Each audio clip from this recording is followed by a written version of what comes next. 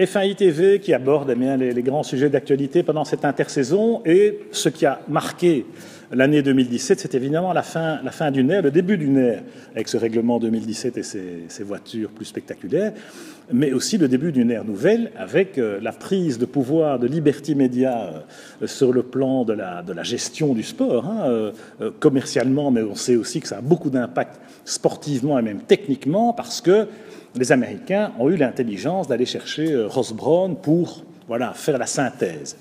Et je dois dire qu'on les attendait au tournant. Bernie Ecclestone, évidemment, personne ne le regrette vraiment parce qu'il était en bout de course, Bernie, même si c'est lui qui a bâti le monument qui est devenu la F1 aujourd'hui. Et il faut quand même lui rendre cet hommage, mais à son grand âge, il était temps de céder le relais. Alors Ziv, ces Américains qui débarquent de nulle part, là, est-ce qu'ils ont compris? Est-ce qu'ils ont... est-ce que l'avenir est rose? Oui, je crois que ces Américains qui débarquent, on ne les connaissait pas, mais le milieu de la presse et le milieu de l'audiovisuel, ils connaissent, et ils ont mis les bonnes gens en place. Moi, je suis impressionné parce que, bon, d'abord, ils ont évincé ce cher Bernie, qui a été formidable pendant 40 ans, mais il avait fait son temps. Sans prendre des gants, ils l'ont vraiment dégagé. Tout à fait, et ils lui ont fait croire d'ailleurs qu'il allait rester, mais finalement, un guet-apens, et hop, il était dehors. Et puis, ils ont pris le contrôle de la machine, et je trouve qu'ils le font de manière très professionnelle et très sympathique. Ils se rapprochent du public, moi j'adore ça. Le fait que les pilotes, après les qualifs, soient sur la ligne de départ et que l'interview se passe là, on se rapproche du public. Tout est mis en œuvre, alors que chez Bernie, tout était cloisonné. Chez eux, on ouvre les cloisons, on laisse le public s'exprimer. Je trouve ça très bien. Ils ont compris que de là viendrait leur succès. Oui, alors moi je pense que c'est quand même un peu de la cosmétique, Ziv, parce que c'est vrai que mettre les pilotes sur la grille pour dire bonjour face à la grande tribune au lieu de le faire dans un studio de télé à l'intérieur, ok, bonne idée, mais bon, so what? Et puis... quand on parle de cosmétique, c'est aussi le fait d'ouvrir un peu les réseaux sociaux, mais pas trop. On voit quelques images, mais quand même, il y a eu une ouverture au début, et puis ils se rendent compte quand même qu'il y a un moment où ils font payer des droits exclusifs à des chaînes de télé ou à des grands médias, et qui ne peuvent pas non plus ouvrir complètement les vannes. Donc le modèle économique est quand même encore, à mon avis, plutôt incertain. On sait qu'ils ont investi cette année, donc ils ont perdu de l'argent par rapport au régime Ecclestone, donc les écuries ont un peu tendance à tousser, même s'ils comprennent l'approche et la volonté d'investir. Et puis, ils ont quand même cette manière américaine de considérer de façon un peu impérialiste qu'eux ont compris et qu'ils détiennent la vérité. On a vu le cinéma à Austin avec cette espèce de speaker là, qui annonce les pilotes, c'était grotesque.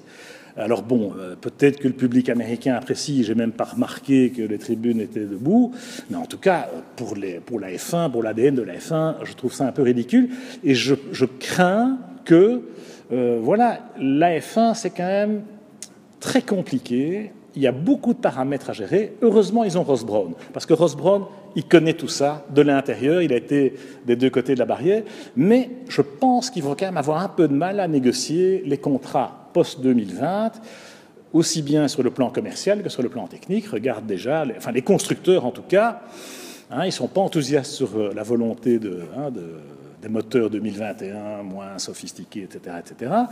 Et il y a même Ferrari, voire même Mercedes, qui menacent peut-être, s'ils ne sont pas entendus, d'en rester là. Eh ben non, moi je crois qu'ils sont hyper intelligents et qu'ils ont compris que pour l'instant ils ne doivent pas casser le jouet et qu'ils doivent l'adapter par petites touches.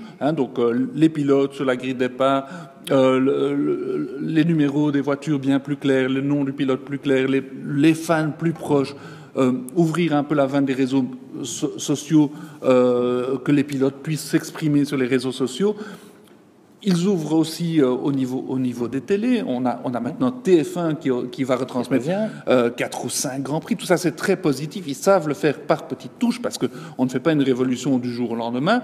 Et au niveau du règlement 2021, moi, je suis très confiant parce que Grosbois est malin comme tout. Il sait ce qui est nécessaire. Il faut dépenser moins d'argent, il faut plus de spectacles, il faut que les voitures soient waouh. Il saura le faire, il saura convaincre. Ça va prendre du temps. Et pour l'instant, bon, c'est normal. Chaque fois qu'on discute nouveaux règlements, il y a Ferrari qui montre les crocs, il y a Mercedes qui va montrer les crocs, tout ça pour tirer la couverture un peu à eux, mais ils sauront garder Ferrari en Formule 1, il n'y a aucun doute là-dessus, ils sauront trouver les arguments nécessaires, et eux, ils savent aussi qu'en première année, deuxième année, ce sont des investissements, ils vont peut-être perdre de l'argent pour en gagner plus. Moi, je suis très optimiste. Oui, c'est clair que en tout cas, c'est leur volonté. Hein. C'est sûr que c'est comme ça qu'ils voient les choses.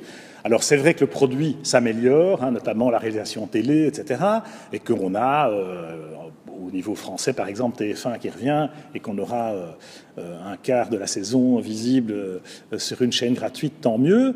Mais attention au modèle économique, parce que c'est quand même très fragile, et que l'évolution est telle dans les médias que, voilà, maintenant, on est en streaming, on a des images, on est inondé d'images sur Internet, et que le principe de faire payer cher et vilain les chaînes de télé va peut-être pas perdurer. Alors, ils sont très bien placés, les Américains, parce qu'ils viennent de cet univers, hein, Fox, ESPN, etc. Donc, que ce soit Chase Carey ou Sean Bratcher, c'est vraiment des pros de ce domaine-là. Donc, eux comprennent ça mieux que nous, donc je n'ai pas la prétention de leur faire la leçon à ce sujet. Par contre, négocier avec les teams, avec les constructeurs, 2021, attention. Là, on va peut-être regretter Bernie Ecclestone qui avait une bonne vieille méthode de diviser pour mieux régner et de planter des coups de couteau dans le dos et de graisser la patte quand il fallait, et finalement de tordre le bras, son côté dictatorial. Il disait toujours, il faut un patron qui décide et puis après qui même me suive. Ici, on est dans une gestion plus ouverte, on cherche le consensus, etc., avec la FIA au milieu. Moi, je ne suis pas certain que ça va être aussi simple que ça. Mais ils vont être malins, ils sont rusés, ils savent ce qu'ils font, ils ont investi énormément d'argent, donc ils ont intérêt à ce que ça réussisse. Si ce virage se fait comme il faut, on verra des nouveaux constructeurs arriver. On a grand espoir de voir Porsche arriver, de voir Lamborghini arriver. On voit qu'Alfa Romeo arrive, donc c'est quand même que Marchionne trouve le véhicule marketing intéressant. Donc moi, je crois que Liberty, ils vont nous étonner encore parce qu'ils en ont encore beaucoup sous la manche. Cette année-ci, déjà, je trouvais qu'ils ont mieux réglementé, par exemple, les pénalités des pilotes. C'était moins n'importe quoi qu'avant. Donc, au fur et à mesure, le produit va s'améliorer, j'en ai vraiment l'espoir. Oui, alors c'est vrai que l'impact de la F1 est indiscutable et que c'est ça qu'ils ont acheté, franchement, et que ça, les constructeurs, sur le plan de l'image, c'est clair qu'on y va, la preuve, Marchionne avec Alfa Romeo. Même si c'est quand même un peu, c'est pas vraiment Alfa Romeo qui revient, c'est plus, on s'achète un espace sur une voiture qui est en dernière ligne, donc on verra si la lune de miel va durer longtemps. Et moi, je suis quand même un tout petit peu sceptique sur, le potentiel de développement au-delà de ce qui existe aujourd'hui, que ce soit pour les constructeurs, que ce soit sur le modèle économique des recettes, le nombre des grands prix, les nouveaux grands prix, etc. On nous parle de grands prix en ville, dans les grandes villes américaines, ici à gauche et à droite. Bernie était très fort quand même pour faire son calendrier et pour négocier très cher des droits d'organiser des grands prix. Ici, on voit que tous les organisateurs essayent de négocier à la baisse et que Liberty va peut-être se retrouver à un certain moment aussi avec, sur le plan économique, un modèle assez différent de ce qu'ils ont acheté. Bon, maintenant, l'avenir nous dira qui aura raison et on souhaite évidemment que ça évolue plutôt dans le bon sens.